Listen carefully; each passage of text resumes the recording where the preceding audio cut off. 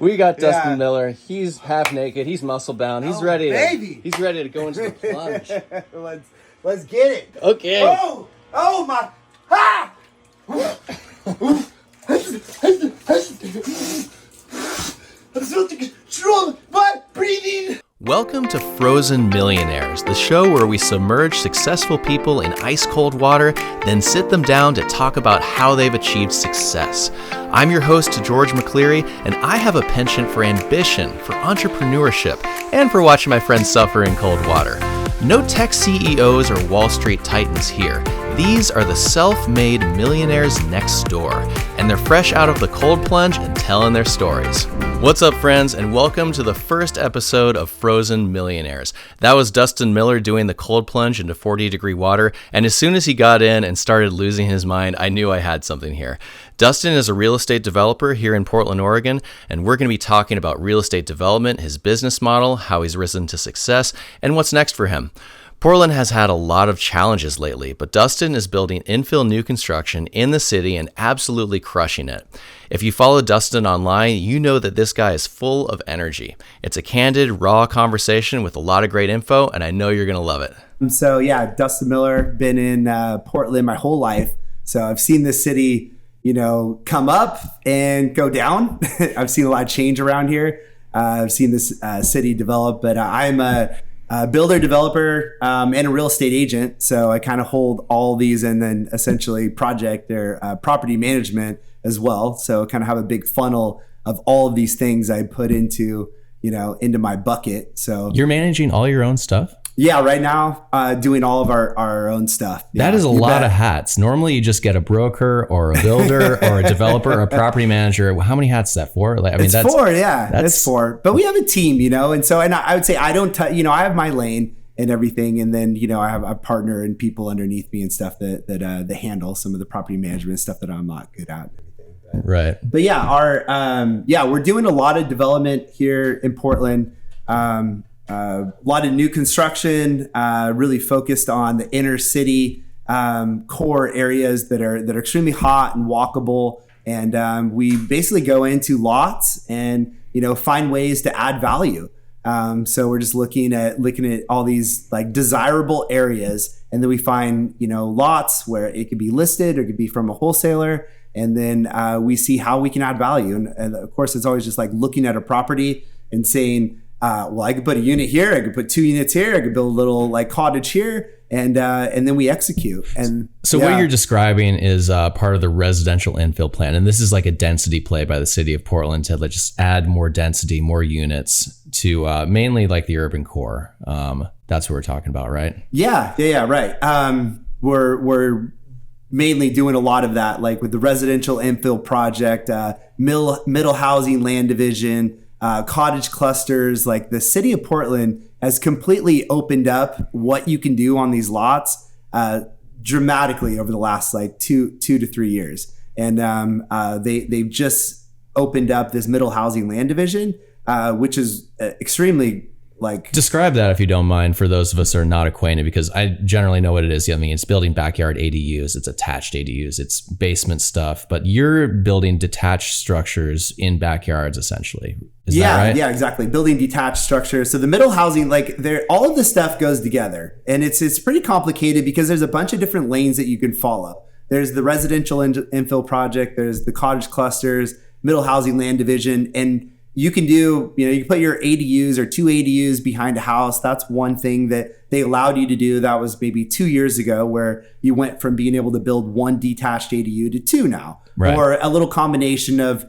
whatever. It could be 4 units on a lot.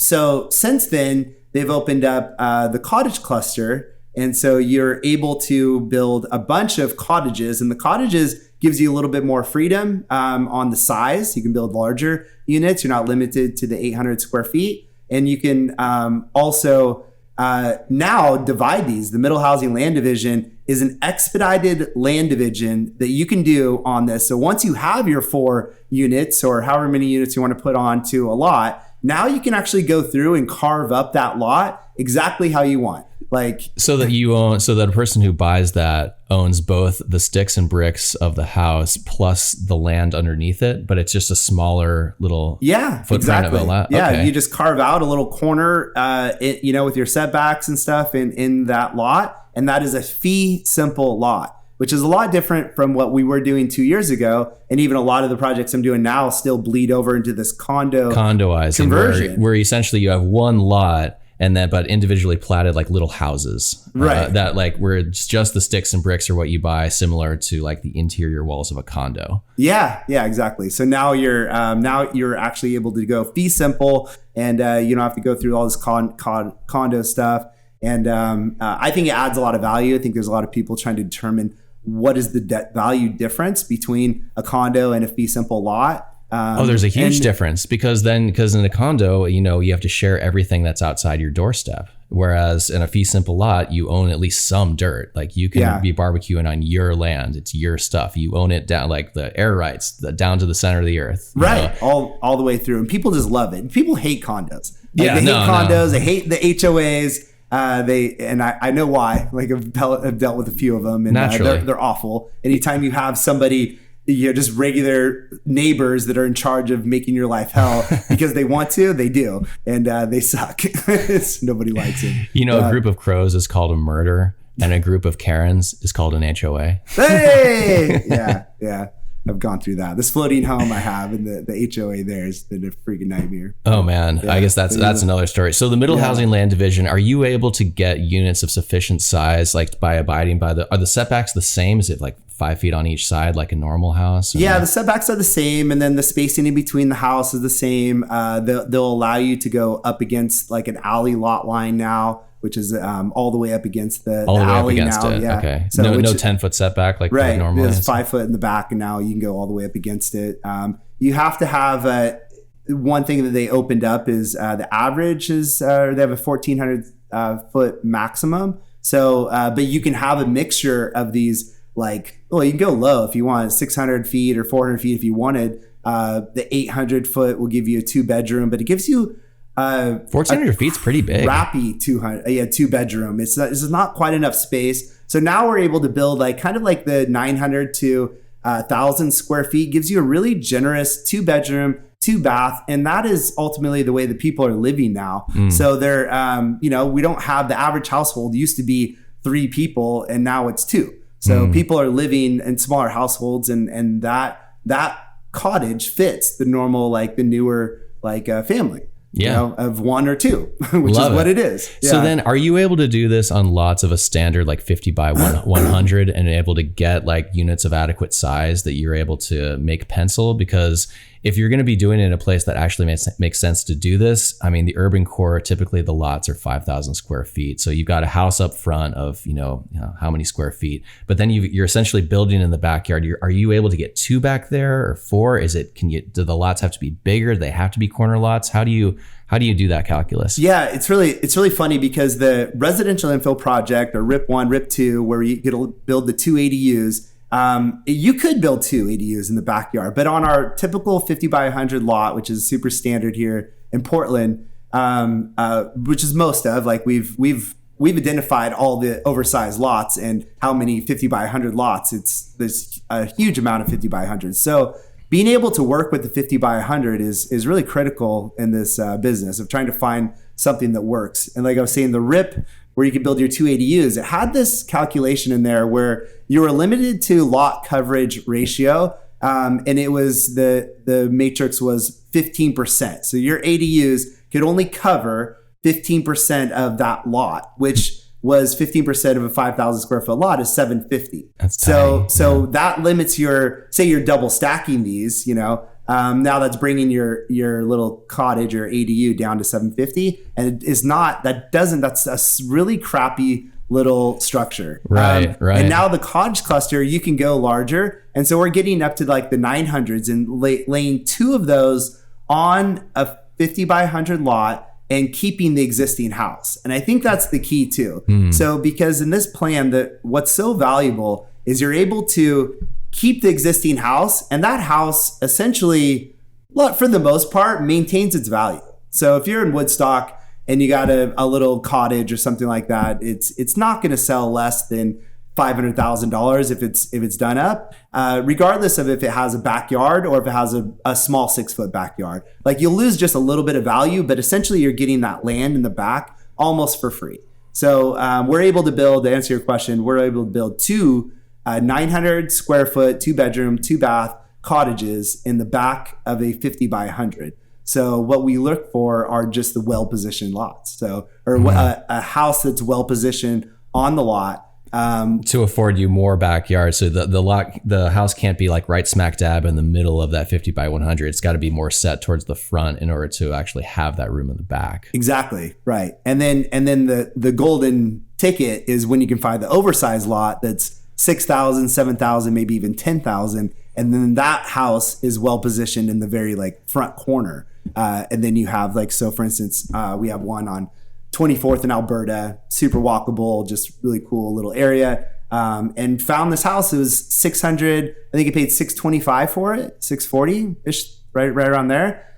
Peeling that lot off and that house, the existing structure, putting just a little bit of work into it, maybe like 30, 40 grand. And then they were selling it for 600. So I'm going to put 4 cottages around the back of it. So I essentially found land, inner Portland, walkable area, where I'm getting the dirt for almost free and building 4 houses. You mentioned that you're getting like the dirt for free. So when these properties are marketed at this point anyway, the realtors are essentially just marketing them as like, it's a house, it's a backyard, the development play, it could be there, it could be not. It's up to you to find out. But the realtors these days are essentially just pricing them just like it. And I don't know if they're...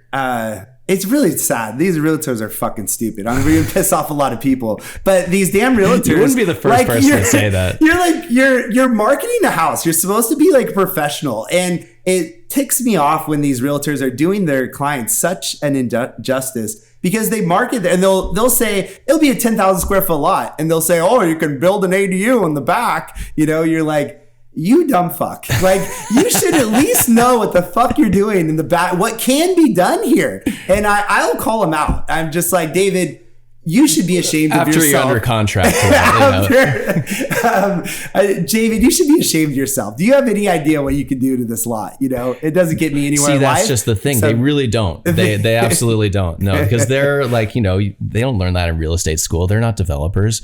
And that's the angle. But that's our job as like of an agent. I'm a realtor. I only do real estate like for myself. Right. And I'm an agent too. I'm a principal broker. And so yeah, it's but they don't do their job. Like their job, like you get a contract. I mean, everything's done digitally. Like I would say the realtor's job is pretty easy these days. But you should be doing some due diligence on like what you do to these and add that value. But the problem is none of them are. It's very rare. So I believe it. Yeah. So you've got a ton of options, a ton of plays you can do. What do you think is best, at least for you at this point, and how do you make money on it?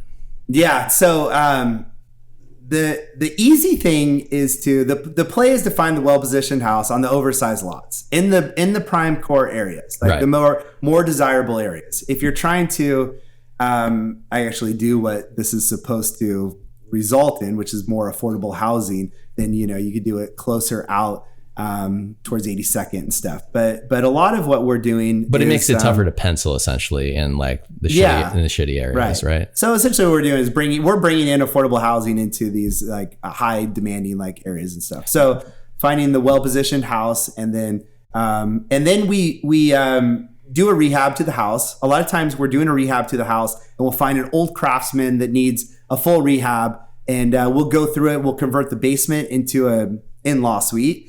And which essentially is a second unit, but not technically permitted. So we have 2 units and a full-blown old craftsman, beautiful home that's 100% restored, 100-year-old house that's beautiful and restored. Is there like a rule of thumb on, because you mentioned before, like you buy it for I can't remember, like $650s, but then after you've chopped off the backyard and cut it up into those different lots, essentially what you've got is the house minus the backyard, but you've renovated it a little bit. But at the end of the day, renovated house minus a backyard, you've lost somewhere on the order of like 50 grand or something. Sure. So essentially you're getting those lots, not subdivided just yet, but you're getting them for like 50K basically. Sure. Yeah. So that's a heck of a discount. In Portland, which we used to pay. I mean, what would a skinny lot would go for, where you could build a 1,500 square foot house in a prime area, would go for like $150,000 to $200,000, like back in the day, 3 years ago or something, right? Right. A lot where I can build a $500,000 to $600,000 house and sell it would go for $150,000 to $200,000, and now we're able to get into these lots for $25,000, $50,000 after development and everything. We're usually coming into these things around like 50 grand per lot. Spend $200,000 to build an ADU. Now we're $250 into these ADUs, and then they can be worth anywhere from 400 on the low end to 600 on the high end. So that's the game plan, and then you times those numbers by 2 to 4, and it's a freaking home run, a slam dunk. That sounds amazing. So, but a lot of that profit comes by way of you. We talked earlier about the several hats that you wear, because you are a GC. You are running the frame or the electrician. You're the boots on the ground running the show. Do I have that right? I would say about a little less than half of the projects are done with my general contracting crew and my team, Skyline Homes. So, but we have been, we sub out to other GCs just so we can keep this going. So, and, I think we have about 438, units, in different various stages of progress right now. Right now, these you have like little 38 little units going. Like some of them are like in development, but they're owned, they're in planning and stuff like that. There's like 38 that are in development, and then some of them are for sale. So just different various stages. I would say we have probably like 14 active construction cottages right now. Yeah. So, I guess so that's a matter of scale essentially, because it was probably like you and your crew at first, but then as you scaled up, you're like, all right, I can't GC these things myself every single time if I want to do the 38 of them at a time. So I do need to get other GCs involved. So talk to me a little bit about how you kind of arrived at the decision to, go beyond your own crew and your own little group of subs that you were working with and saying like, hey, let's go bigger, let's scale, because, there's a real opportunity here. Yeah, that's it's really tough. My partner and I go back and forth on this often, but we that's Jason. Jason Sue, right? So we go back and forth often, and hey, do we want to do this or we want to manage all this? It's so much to do it yourself because it's a full business. I mean, it's a full-on business. You have all the invoices, a substantial amount of invoices and costs that you need to pay and keep straight and all that. But you have so much more control. So, and things happen, and what I've noticed is we're faster. So we can get these things pumped out, and we're hitting them in 5 months. Where we just hired a general contractor, he built 6 of them for us, and we're coming up on 10 to 12 months. So you're going grading to key in 5 months, or right.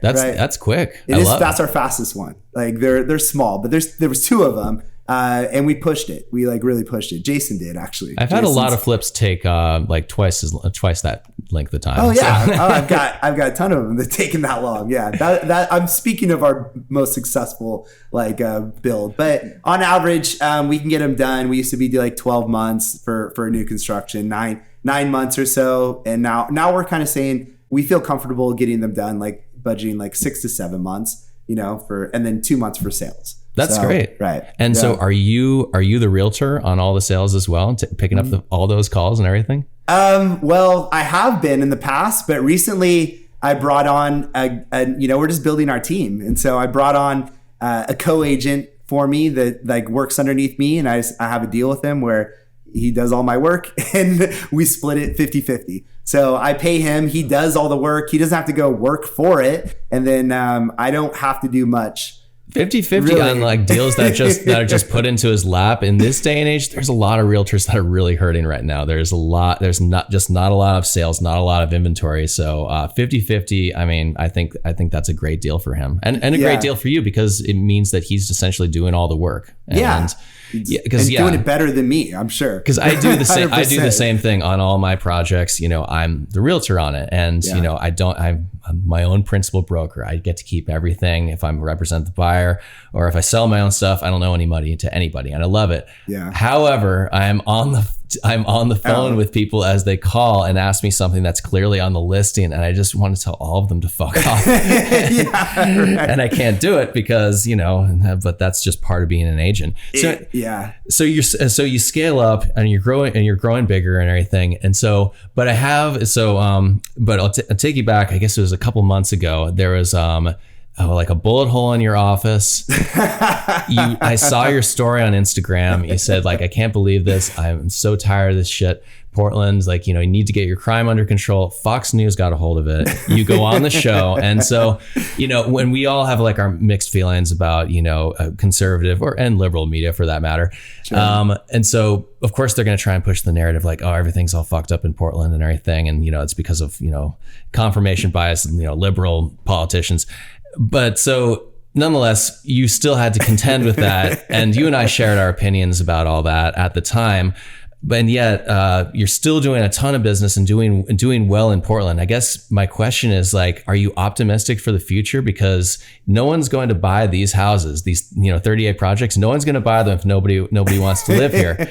But clearly, you're still digging in and you're charging forward. What are your thoughts on that? Oh man, yeah, that's a tough one. I got a lot of heat, obviously, with that video from both sides, and maybe wasn't the best thing to go on because I despise when news channels are trying to push a narrative, right? I despise that. It was kind of a whim of like, hey, this happened, a video kind of went a little viral, and they got a hold of it, and I decided to spoke and just say what's on my mind, because nobody wants me to say these things. But the thing is, it's fucking true. Okay, there are people running around with machetes. There are people shitting on my damn doorstep several times. Always happens. There are people shooting out my damn window, and it's bullshit. It wasn't like this like 10 years ago, and I don't feel like there's anything wrong saying, damn it, like this has to stop. And I don't believe it's just me, but people around here are fed up with it, and think we are starting to see things slowly change. Yeah, we are fed up with it, and I couldn't agree. And I think you handled it perfectly. I remember on the group thread that Dustin and I are both on, a lot of people were saying like, hey, don't do it. Fox is going to push that narrative. Don't be a part of that. It's going to be divisive. You're going to be used as a tool of oppression. Blah. And I remember thinking to myself, no, man, this guy has a voice that needs to be heard on this. And if this is the only microphone that's being handed to him, he should take it. Yeah. And I applaud you for actually going out there and doing it, because I saw the interview, and they were kind of nudging you towards, this and that. But really, I thought you were well spoken. I thought it worked out fine. Go check out the clip. I'm sure it's somewhere on YouTube. I took it off my Instagram, but I did. But there's parts of the video that are on my Instagram, so you can check it out. But yeah. But anyway, so personally, I think that Portland long term is going to be okay, along with all the West Coast cities. I think it's going to take some time. And I'll tell this to anybody who listens, none of these cities can afford to continue to decline, because the economy, where the rubber hits the road is the economy, and the economy, the tax base just depends on it. So cities are not going to let this just continue to happen and decline. Right. And before I switched on the microphones, you and I were talking about how things are actually happening, and how just last night, I made that TikTok about kicking out those druggies out that were smoking fentanyl in front of my house. Yeah. And lo and behold, it's gone viral, and the comment section is a big dumpster fire of Trumpers versus left-wing dingbats, and the whole thing is wild. But nonetheless, I am bullish about Portland actually being able to come back, be on the upswing. It's we got the beach, we got the mountains. There's too much good stuff around here to let it fall. So are you pulling back at all from Portland? So I think we have some goals, some personal goals, and I think in my life, I need to experience more of the world. So I think eventually we'll be finding another is actually just on the cusp of taking off nationally. So it's been implemented in other cities, and as cities get more dense, they're going to implement this. So Jason and I have kind of more of a national plan to spread out and take advantage of cities and stuff across the states that start to implement this. Because we know what we're doing and we're going to jump into it. So, but back to Portland, this city is fucking amazing. It's beautiful. And what I saw this come into 15 years ago, 10 years ago, Portland started to be a really cool place. Like really, we had people flooding in from all over the place. It was just the mecca of people were transplanting to Portland because it was so cool. Well, most of that has not changed. Like our downtown is a dumpster, but we have the beach, we have the mountains. I've traveled around a lot in the last year, and you come back here and you're like, oh, this is fucking beautiful. Like you go to some of these lakes and the Cascades and stuff. There's not much like it anywhere else on earth. Like this is a really, really beautiful place. And we're somewhat affordable. We need to get back to at least in comparison to other markets on the West Coast. Sure, we're on the West Coast, right? And I always look at it as like, okay, we're in between Seattle and LA, San Francisco, and those just keep pumping up, right? And there's no stopping Seattle, right? And we're just going to be its little brother for a long time, and we'll kind of ride those coattails, I think, for quite a while. I'm totally okay with that, by the way. We've been the Seattle's little redheaded stepchild for the longest time, and I am totally okay being junior to them. They have a much bigger economy. They've got Fortune 500 companies and everything, and no state income tax in Washington. So they have a few legs up and everything. And sooner or later, I really do have the feeling that, Portland and Oregon as a whole are going to understand that the soak the rich tactics are just not going to hold up long term. And that when you implement these tax increases, it has a ripple effect that drives out business and lowers economic growth. And people in charge and the voters, I in my heart of hearts, I really do believe that they are eventually going to catch on. But we happen to be at a little bit of a low point. And I think that this low point, hopefully I'll listen to this in 5 years and say, hey, listen to me. I think that this low point, this kind of rock bottom was kind of what it needed in order to make the turn, because I'm starting to see the winds of change happening. Like Chloe Udaly getting her ass kicked out of there and Renee Gonzalez getting elected. There's plenty of things that are happening that are pointing in the right direction. So I'm optimistic. Fiscally, we can't stand for it. I mean, right? Because our budget's based off of an influx of people coming in. And when we have people exiting, we're completely screwed. So people are starting to make some changes. I think everybody's fed up around here, and we're starting to see it. So I'm on the line with you as well. That I am very bullish, but it's tough right now because I'm trying to raise capital, and we have people from out of state, and they're like, Portland? Are you kidding? How about somewhere else? Why don't we go build somewhere else? No, that's literally what people tell to me. I've been raising money on a syndication, and they're saying the same thing. They're like, hey, love you, love your model. This is great. Let me know when you're not doing something in Portland. And and count me in. And I can't tell you the number of times that people do that. But then there's people that get it. They say they realize that what we're building is Class A. They're mission focused investors that see solar panels and insulation, say okay, looks like you're actually doing a good thing. It's going to jibe with what people who live in the Northwest are actually going to be doing. So they'll come in, but oftentimes they'll be like, okay, well, Portland's down in the dumps right now. Why would I invest? So, but you mentioned before casting a nationwide net on the ADU play, and so in Portland, and we also talked earlier about agents not essentially pricing what is a prime lot for these development plays accordingly. And so but you're picking these up usually if they're agents, you're buying them on the retail market. So you're the only guy who's kind of figured out at least in that instance with that lot or that one at least 38 times. There's that there's value to be had in that backyard. If they haven't yet caught on in Portland, zero chance that they will have this figured out in these other municipalities where this is going to be coming down the pike. So if it's a place like LA or San Diego or Austin or something like that, there could be like a massive opportunity there. Yeah. So like what's in the crosshairs? Is it basically the exact same thing, but just in another city? Following this path. So we have like we're gonna hit this hard, and like we've identified in the prime areas, every lot that is here in town. Set up well for this play, and we're marketing them hard.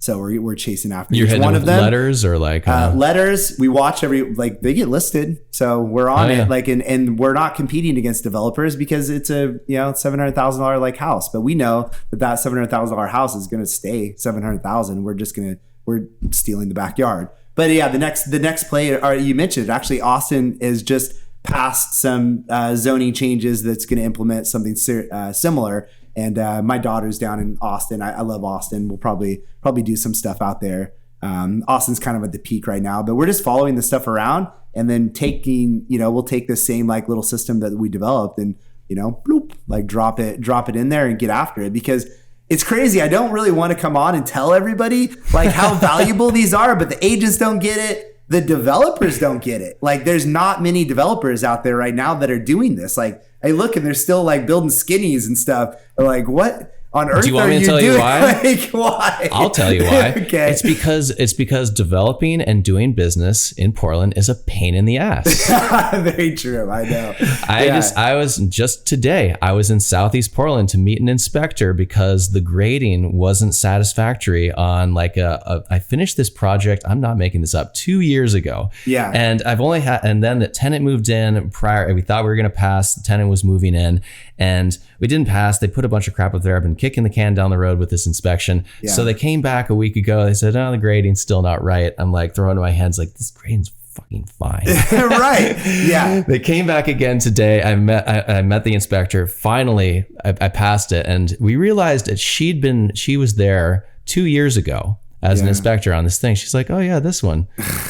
You never quite got this one? Like, yeah, I mean, that's a bad example of like Portland being difficult and whatnot, because I've got ones that are so much worse. Yeah. But being a developer and getting things permitted and passed through, and really any West Coast city is not easy. I'm just starting to develop a little bit outside of Portland. I've done most, like 90% of it all in Portland. So I have some stuff in like Clackamas County and then, Seaside and the coast, which I'm not going to do again. It's really tough to get out there. It's just another story. But you start to see how much different it is working with these other agencies and stuff. It's so much easier. There's something wrong with the city of Portland and the whole permitting process, and it starts with the ground up, or like at the head. It must, where they just don't give a shit about your time or your investment or anything. They're just care about what's written in front of them, and they don't care. And when you go other places, they actually do give a shit. And there's all sorts of stuff. Well, they have discretion. They like in Portland, like they just like they switch off their minds and they look at what's in front of them and they say like, okay, well, it needs to have this, and the development code is pretty oppressive. And so look down and be like, nope. Whereas but I hear like the FUR program, a lot of times like those guys will actually, have some discretion and being like, okay, yep. Oh, sure. And you're just like, why could this not happen all the way around? Like, why wouldn't the FUR program just be the way that things are? You get one inspector and he knows what you're doing, and he's there from the whole project. He understands how this thing has changed and evolved and all the different anomalies that come with developing a site. And then he's just your guy and he gets it. So, but the way they have it is awful. Yeah. So maybe that's why you're not, just completely have competition, bearing down on you, and you're able to get these things. Well, plus you've gotten good at it over the years. Like you've done this a bunch of times. Like you know the process. You've built a ton of homes, right? Yeah. So the next level for you is basically doing the same thing in other cities. Is that the plan?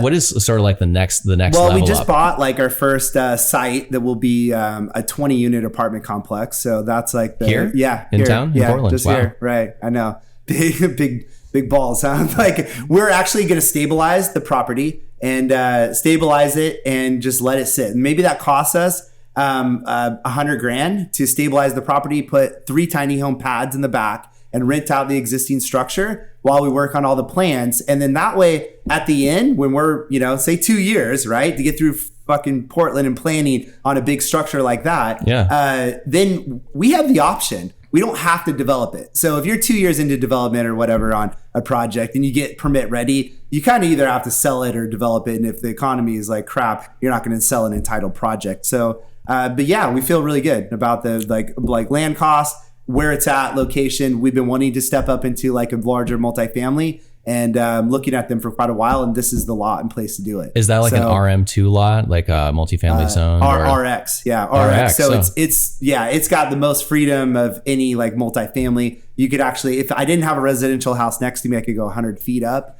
and go pretty heavy with it. So I can go 55 feet. So we'll do 4 stories with a rooftop that'll have like so we're talking about Southeast 11th. The rooftop would have a view of downtown Portland. So awesome. Pretty badass. Might want to do 19 instead of 20 to that's right, 19. Yeah. Inclusionary zoning. Right. We were talking before about how oppressive Portland is with their zoning code. One of them is inclusionary zoning, which hopefully will be gone at some point. But basically, it's where you have to build a number of affordable units if you go above 19 units. 19, yeah. And so it's basically created an environment where larger apartment buildings really have difficulty penciling unless they're really, really nice apartments. Yeah. So you can't build like middle market apartments. And so 19 or 50.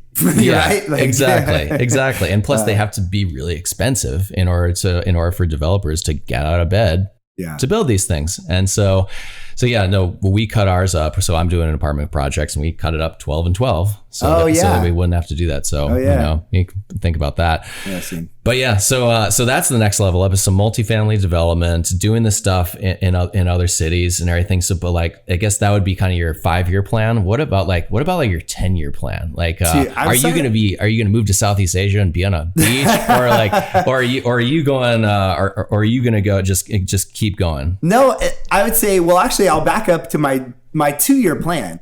2-year plan is to 100 doors. 100 doors between my partner and I. So I'll have 100 doors, and then that way I can walk away and go and do whatever I want. I really love like developing, and this is really fun. It's just they're so rewarding. Everything you do. I'm sure I won't be doing that, but we're looking at property in like Costa Rica and Austin and stuff. And so our plan is to just live life on our own damn terms. Like I have always been so against the 9-to-5, and I think I'm like 5 years or so, not having a 9-to-5. And I've always been against it. And even somebody caught me the other day. I was like, well, I don't work for anybody. And he's like, well, you do. Like, who buys your houses? Like, who rents your houses? Like, you're essentially working. You're on the clock. You're putting in a lot of hours. Like, and so I think we all work for somebody, whether we know it or not. Right? Whether a customer, the market. So I think in 2 years, I plan on having that option at least to where we can kind of have our teams go into places. I can get them started up and all that. I think this system here will be running on its own, as we already have some people that could possibly like step up into these roles and do a better job at what I'm doing, I'm sure. So I see. Yeah. So if you have a lot of doors, so 100 doors is an awesome goal. I love it. And so, but when I have conversations with, people like us, guys that are, trying to crush it in real estate, there's 2 ways of going about it. You've got wealth creation, and then you've got cash flow. Yeah. And so if you're, building, a small house in someone's backyard, you got to sell the thing. So that's a cash flow play. You're getting ordinary income, you're paying taxes on it, and, continually reinvesting that, using some of it to go buy a boat and have fun in Lake Chelan. But there's wealth and there's cash flow, and the cash flow, you got that covered with your job, with your, ADUs and your builds and everything. Yeah. But then the wealth creation and passive income, that seems to be like what you're talking about with that 100 doors. Is that right? Yeah, right. So the 2-year plan is to increase your wealth and passive income to where it's kind of on autopilot and you don't have to mess with it to the degree that you have to mess with your day-to-day building all this stuff. Do I have that right? Yeah, exactly. So and for For me, we pay like our real estate. I'm paying myself full bore commissions. We pay ourselves a development fee. We pay our general contractor. So we like cycle through, income that way. So because we have these businesses, we'd be paying ourselves, saying somebody else anyway. So that keeps us like going. And then as far as like what's the most important, like wealth or income, we haven't been taking that income. We really just kind of dump it back into our projects as things need cash and capital and stuff like that. I mean, pretty much all these have some equity requirement. Like clearly you're going to be using some debt, but you have to have some skin in the game in order to obtain that debt. Right. So but we're creating the equity. We're creating the equity that we leave into it. Describe what you mean by that, because I know what you mean by that, but people that are unfamiliar with development, but where essentially you're creating equity by getting a $500K asset, but it's actually worth 600 and using that equity as collateral against getting debt. Describe how you force that equity. So, when we develop projects, say you have a 5,000 square foot lot, you rehab the existing structure, we put $250,000 into this house and we bought it for $500,000. But it's worth 900 now. So now we have $150,000 that is equity into the house. So you take that 150, and then the back we have 2 ADUs, and so those essentially we got those for no land costs or very very little, and they cost say $220 to build, and sold them for 500. So 450, 500. So we have all this extra money. So what we've been doing is we sell off the back ADUs. And then we use that capital to dump into the existing house, where we use that essentially that equity and or pull out some of the money as well. Is it hard money? Is it private? Where are you getting your debt on these? So all across the board. So so we start off with construction loans to basically do the whole project, and you have to put in 10 to 15% of either our own money, or we'll go out to investors and give them a good second position investment, interest rate and even participation. So we'll give people a little skin of the actual overall nut based off of how well the project does if they'll come into the project and invest in second position. So an interest rate plus an equity kicker on top of that. So you're paying them 10% plus, they'll get 10% of the back end of it. Yeah. So to walk through a regular project like that. So we take a hard money loan and fund the whole thing. Then we'd need about, say you need 15% down. So say it's a $1.3 million total construction project. You need you're going to need about $200,000 of a down payment, and then you want at least around $100,000 or so for interest and other things that may come up. So you need about $300,000. So we'll go out and we'll initially get this whole thing started with our own capital. But in order to keep going, we'll replace that capital, that down payment, with a second position loan from an investor. And so we're looking for just a little bit of money to go grab the next one. And so we'll give somebody again a decent high interest rate and a little preference at the end. So then by the time that second position investor comes in, there's enough cushion at that point based on the improvements that you've made to the property thus far. Is that right? No. I mean, it depends. No, a lot of times those people are coming in at the beginning, but really? Yeah, they'd be coming into the beginning. It just depends on how things are set up. Yeah. Okay. So you're probably giving them a decent interest rate then, because your LTV is going to be, you're going to be pretty levered up. Off right out the bat. Yeah. Although, the hard money lenders we work with are pretty cautious about being in a good position. And so they're only going to be disbursing funds. And if you think about it, say you had to buy that house for $500,000, we had to put $200,000 into it. So that's as a down payment. So there's a really, really small first position on that house, and the rest of it is equity. So they're fairly well protected. And then the hard money lenders are really cautious about distributing funds to where they're not in a bad position. They want to make sure there's work done. Do you ever keep any of these things that you build? Because it sounds like the model is to build it and sell it. But if we're talking about like the wealth creation bucket, like we were talking about before, are you ever tempted to, or do you ever keep the new stuff, or does it not really pencil all that great? No, the model before has been to build the two ADUs in the back, sell them off, and then keep the big, $900,000 remodel Craftsman. Like that's an easy a $900,000 rental. Like, well, it's a duplex, or there's two units, and they're nice. Okay. So you rent out for a lot. Like in prime locations, walkable. Like we only go after like hotter locations. So then, do you get like conventional debt on that, like long term debt, or? Then we actually pay off all the notes of construction, and then what we do is a cash out refi on the house. And so essentially, we're not taxed on a cash out refi.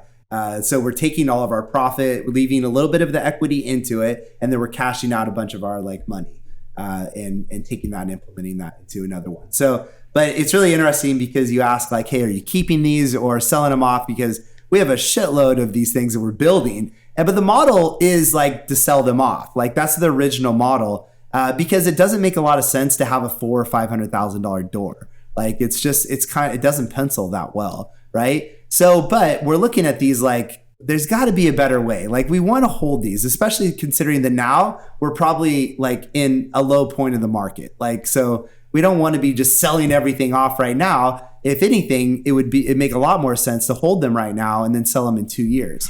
Why do you keep the $900,000 asset as a rental, but not have the $500,000 asset that's in the backyard as a rental?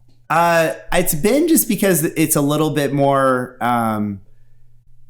the numbers pencil, like the rents come out of that house a little bit stronger than one unit. So say it's like a $500,000 ADU in the back, like there's no way in hell you're going to rent that for more than $2,500 a month. And so it just doesn't cash flow at all. So even if you had a little bit of equity into it, right? Or say you had like, 30% equity, your loan value is a little lower, but the house, we're able to get two rents out of it. So say we're $900,000, we have $700,000 not valued at $900,000, we have $700,000 of debt. Now that mortgage payment's like what, $5,000. We rent the top level for, these are nice, really nice 3-bedroom, 3-bath, completely remodeled, walkable area, super sexy properties. Right. And then that rents for $35,000, and then the bottom level we can rent those for like $25,000.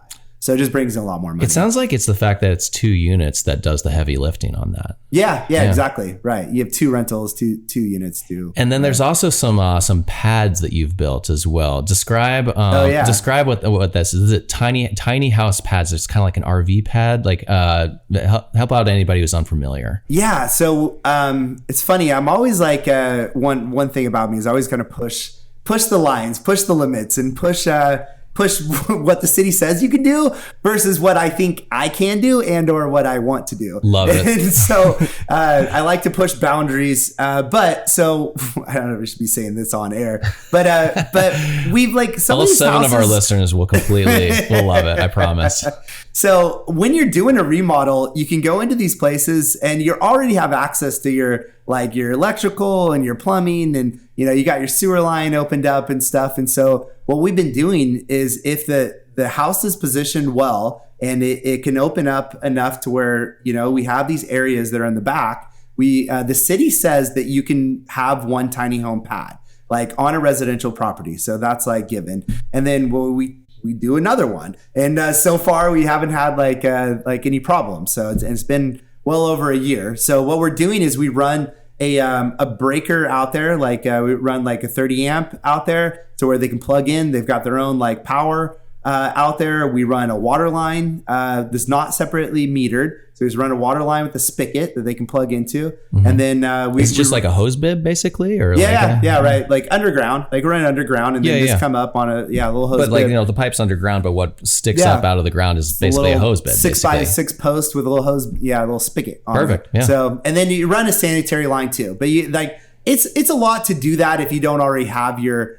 system's opened up, but if you're in it doing it, it's actually the cost is pretty small to run a sanitary line out to each one of them. And then we're getting like $600-700 a month off of these back units, and it's like because people are coming up with their own tiny homes. You're not buying the tiny homes, you're just renting the dirt underneath the numbers it. just don't pencil like buying your, like not as well as that damn pad alone. Like you have no cost, like you have like maybe $5,000 of cost, like to get that thing set up. So, and then it's when everything's all opened up. If it's not opened up, it's more than that, right? Yeah, you might be at 10 grand or so. You know, if you run a shovel and a backhoe, you'd be better off. But. I mean, heck, that's I mean, that's amazing. So of course you'd want to bring to build two of them. Why not three of them? I mean, when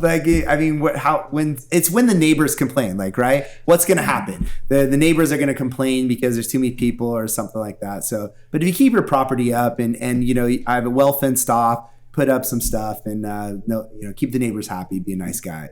Okay. I mean, a lot of this stuff is complaint based, and you said earlier you have a property management background, and so if you're running a tight ship, then it should be just fine. And to date, you haven't had any complaints, which you shouldn't, because the city is trying to get this exact thing. Exactly, right? Yeah. Like look at the overall goal of what they're trying to do. They're trying to provide more affordable housing. Like, why on earth would they like crack down on you? There's not a tiny home police patrol that like runs around and, you know, checks off who has a tiny home and who doesn't. And in fact, I have a couple other properties that I've spotted that I know are doing the same thing. They put the two tiny homes. They're much more visible than I am. And I just keep an eye on those. And like when I see one of those go, I may like pump the brakes a little bit, but it's a really good, like if you're trying to get things to work and a property to cash flow, like that's kind of my biggest asset that I bring to the table in this partnership is I just look at everything and I'm like, well, put a unit here and a unit there and tiny home pad there and a house over here. And I can just visualize this lot and all the different ways and that we can make money out of it.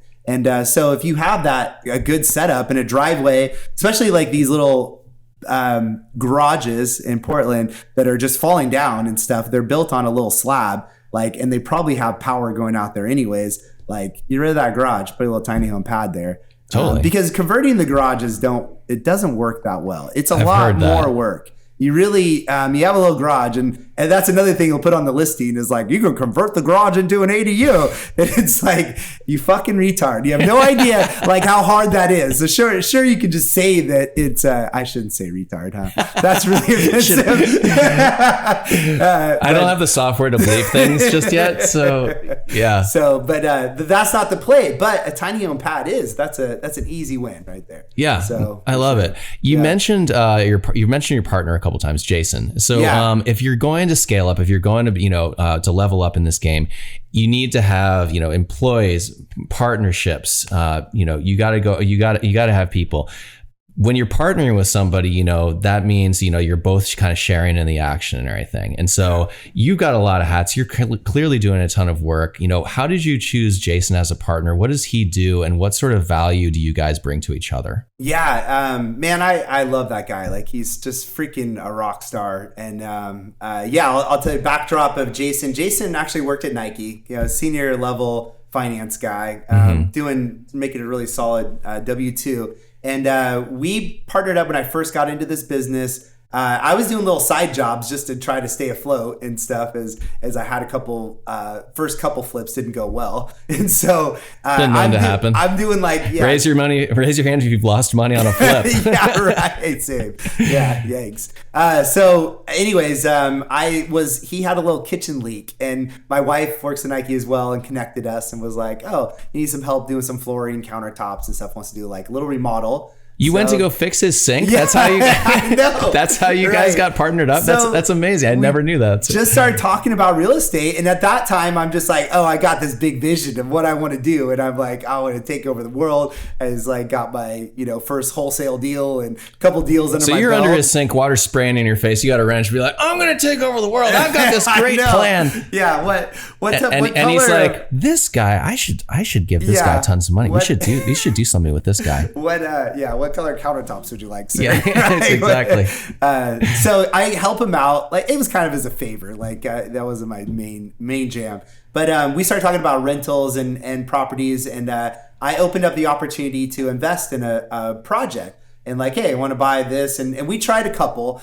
We had a couple like coffee sessions at Starbucks and stuff. I remember our first like meeting was just down here on 23rd at this Starbucks down here. I know it. Yeah. And we just, we're shooting the shit about like ideas and all this. And so basically I had him invest in one of the projects. And then at the end, we're like, well, why don't we just rent this out? It was like, okay, well, fine. Like, let's rent this out. I was like, well, you can finance it. I don't have a W-2 right now. And so he kind of came in as like an equity partner essentially at first. Yeah. And then when you decided to keep it, you guys were in bed together as equity partners on a rental. Right. Exactly. Got it. And then, did it again and again, or did another one, bought another one. And then we had this idea of like, hey, could we do this together? Because I'm crazy.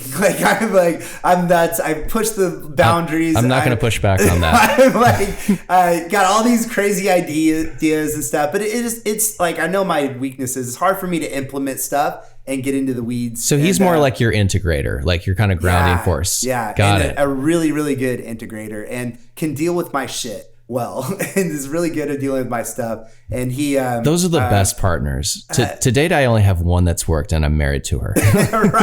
right. Yeah, same. That's my other like good implementer, right? Exactly. Yeah. So just an all-star, deals with all the stuff like really well. And he we had this goal of like, hey, let's eventually full-time this. Like, I remember us sitting down at another coffee restaurant. It was what we would do. We'd meet up in the evenings because he's working, I'm working, just starting a family. Yeah, he's a full-time Nike guy at this point. Yeah. And we both have kids that are about the same age. We do as well. But we're trying to raise like young families. And so I'd put the kids down to bed and Jason and I would grind for like 3-4 times a week. We're either meeting at coffee shops and we're just grinding in the evening till 11, 12 o'clock at night. Dude. And we do that for quite a while. I fucking love that, dude. I just love that energy. It was badass and just a lot. But I remember another coffee shop early on was like, we looking at this, like, what do we want to do here? And we're looking at a big, large multifamily that was developed on Division. It's like, that's what we want to do. Like, that's what we're going to get. And it's cool to buy this RX lot because it's like, well, here we are. Like, we're getting there. So anyways, we get to 3 properties, 4 properties, like, 10 doors or so. And then I kind of started saying, hey, buddy, I'm out here grinding all day, doing a lot of work, creating a lot of momentum. It's time to shit or get off the pot. And like, either come on or like, let's do this full time. And of course, it's a hard thing to do. Walk away from Nike. He's a finance guy at Nike. And right. So that's a big ask. Yeah. So it was a kind of a big deal. But I said, hey, it was time to go. And he's like, by this date. It went a little bit longer than expected. And in the meantime, I started picking up projects on my own. I was like, well, I'm going to buy this one. And if you don't want to do it, you'll buy this one. And but if you want to come in, the water's warm, essentially. Yeah, right. And so, but I eventually figured out real quick that Jason and I are better together. Like the projects that we run together are good and tits, and me doing it on my own is not where I want to be. So he quit the first of the year, and so we're like 9 months into this. Just in January walked away from a big W-2 job at Nike. Wow. It's pretty good. He wants to actually talk about that. I mean, that makes things easier from a tax standpoint. So. Right. Well, he's a full-time real estate investor now, and so we get a cost seg a bunch of our properties, and like it's going to do fine. Dude, I love it, man. But yeah, we started getting to a point to where like we're generating that like monies in the in the tank and generating a lot of like wealth in the form more of like equity, not cash and stuff. But it's like we're generating a decent amount of like equity here. It's like it's time to up it and let's go. And so we're now on a trajectory to go the next 2 years. We're trying to buy one of these cottage cluster projects, one a month. So buy and exit, like enter and exit one a month. So that's 6 Enter units. One and exit another. Yeah, the same month. So we're making one buy a month and going to start, and then obviously going to be completing, one a month, which is anywhere from 4 to 6 units, 2, 4, 6, units or so. So that's quite a bit. So the next, like you really hit the nail on the head of like, what are we doing? And it's trying to figure out how to hold all of these. Like that's the game, because what do we do if we're selling them off? Like, cash comes in, cash goes out, pay a bunch of taxes, like whatever. Yeah. Like you got to hold them. So, right. Yeah. Or just hold them for a year, season them as rentals, do like short-term, midterm, whatever. And then, get short-term capital gains and pay a lower tax rate after, a year, or take that and, combine them into a 1031 and buy a stabilized apartment. somewhere. I mean, that's exactly what we're just get a better return on your equity, because like if you've got something like an asset, like a single family or these $900,000 essentially like duplexes, your return on equity, you know, you're not paying taxes on it, which is great, but your return on equity, I'm guessing, is probably not super spectacular. But if you reposition that equity into like a bigger, like, you know, purposeful, like a cash flowing asset, like a multifamily or like an industrial complex, something like that,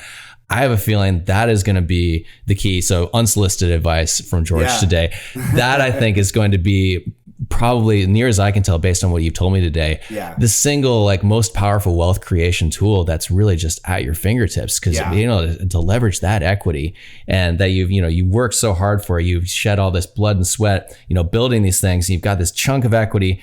And if it's only returning, you know, this much per month, you know, it's great to not pay taxes. You're keeping things, you're retaining wealth, not paying taxes.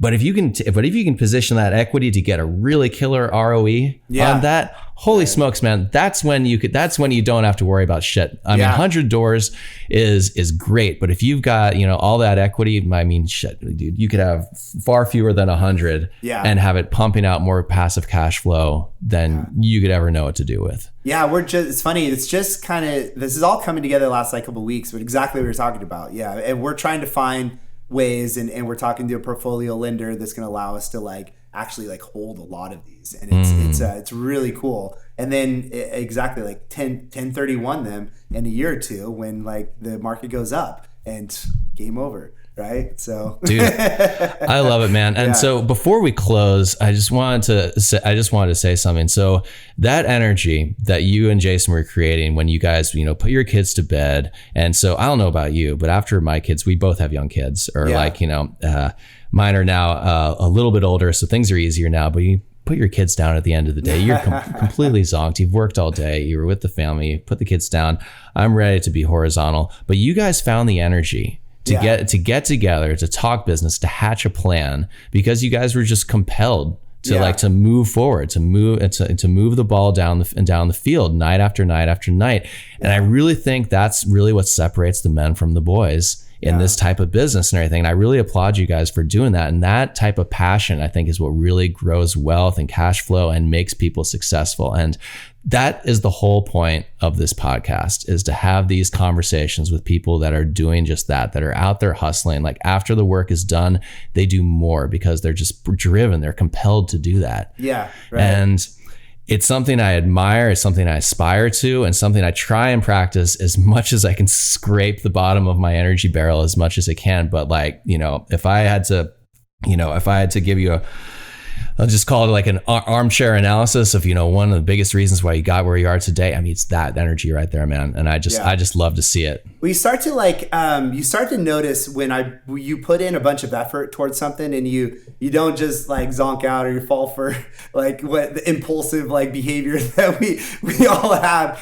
I grind, you know, and then you grind for like a while, and you're like, holy shit, like there's some big like results. And so you start to get into this pattern where you understand that if I do put in way more effort than everybody else, that I'm going to get somewhere farther than most people can actually like get. And then that gets like somewhat addicting, where like, well, let's go. Like, it starts to bleed over to other parts of your life. It starts to go into other parts of your life. Like, before the podcast, we got in the cold plunge. Maybe I should make that a recurring thing. I kind of love that. But if you're listening and you're not watching this on YouTube, you know, Dustin's, you know, he's in his underoos getting into the cold plunge. The guy is absolutely fucking shredded. He's absolutely shredded. So this type of mentality bleeds over to, you know, to physical fitness, you know, to relationships, to all sorts of things and everything. It's like, and when you have that kind of mentality and mindset in all your different parts of your life, it's success begetting success. And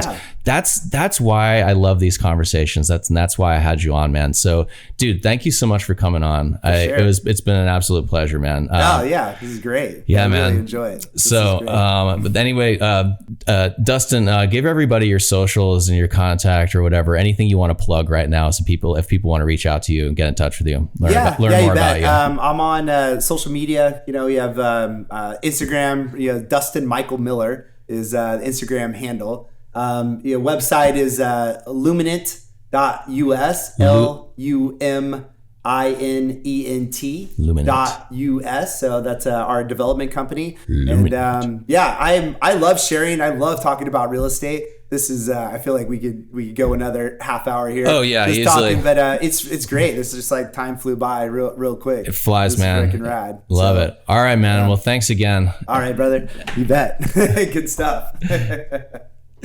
So that was developer Dustin Miller. What a remarkable guy, and how generous of him to share his business model with us and reveal just how bountiful these infill development opportunities are.